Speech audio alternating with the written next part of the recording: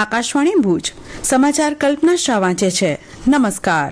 કેન્દ્રીય ગૃહમંત્રી અમિત શાહે જણાવ્યું કે નમોત્સવ એક વ્યક્તિની નહીં પરંતુ ભારતના આત્મવિશ્વાસની યાત્રા છે.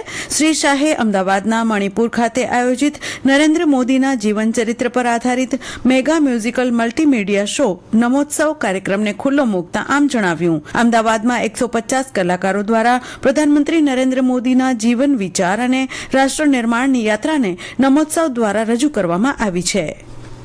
કેન્દ્રીય ગૃહ અને સહકાર મંત્રી અમિત શાહે કહ્યું 2027 સુધીમાં ભારત વિશ્વનું ત્રીજા ક્રમનું અર્થતંત્ર બનશે.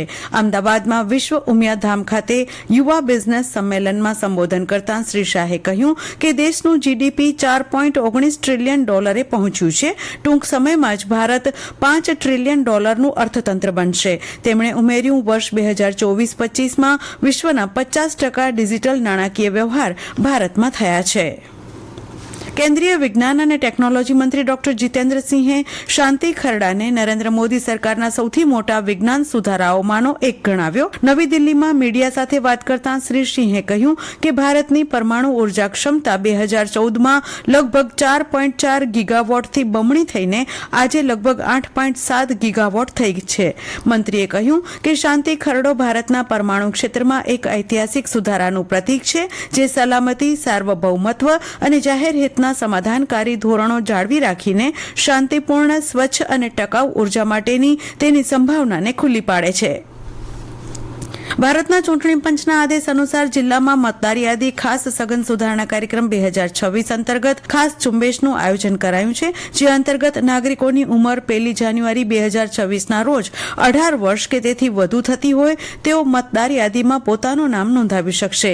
જિલ્લા ચૂંટણી અધિકારી દ્વારા જાહેર કરાયેલ વિગતો મુજબ આગામી 3જી અને 4થી જાન્યુઆરીના દિવસે દરેક મતદાન મથક પર સવારથી સાંજ સુધી બૂથ લેવલ ઓફિસર હાજર રહેશે અને નવા મતદારોના નામ નોંધાવવા, મુસદ્દા મતદાર યાદીમાં સમાવિષ્ટ કોઈ નામ સામે વાંધો રજૂ કરવા માટે તેમજ મતદાર યાદીની વિગતોમાં સુધારો કરવા માટે પોતાના ફોર્મ ભરી શકશે.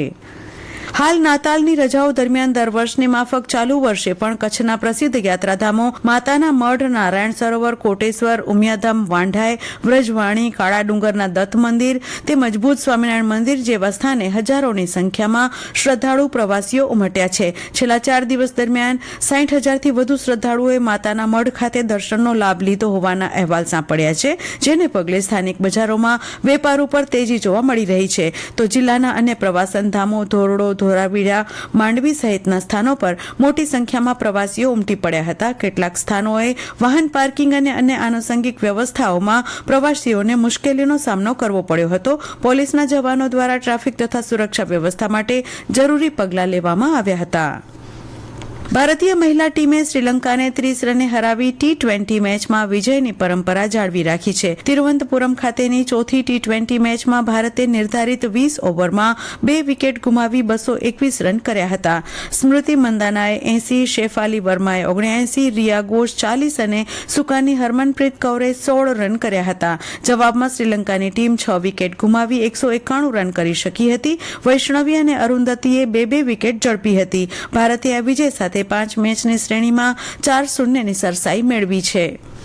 ગાંધીધામ મહાનગરપાલિકા દ્વારા શહેરના મુખ્ય માર્ગોને અત્યાધુનિક અને સુવિધાયુક્ત બનાવવા માટે પગલાં અંતર્ગત શહેરના ટ્રાફિક અને સુંદરતાને ધ્યાને રાખી 2 મહત્વના રોડ પ્રોજેક્ટ્સ પાછળ અંદાજે 33 કરોડ 66 લાખ ખર્ચ કરી તેની આઇકોનિક રોડ તરીકે વિકસાવવાની કામગીરી હાથ ધરી છે. આ માર્ગો પર આધુનિક ફૂટપાથ, લેન્ડસ્કેપિંગ અને રોડ ફર્નિચર સહિતની સુવિધાઓ રોડને આઇકોનિક લુક આપી શહેરના પ્રવેશદ્વારને વધુ ભવ્ય બનાવવામાં આવશે. આગામી 4 દિવસ દરમિયાન રાજ્યના લઘુત્તમ તાપમાનમાં કોઈ મોટો ફેરફાર નહીં થાય. જોકે ત્યારબાદ તાપમાનમાં 2 થી 3 ડિગ્રી સેલ્સિયસનો ઘટાડો થવાની શક્યતા હવામાન વિભાગે વ્યક્ત કરી છે.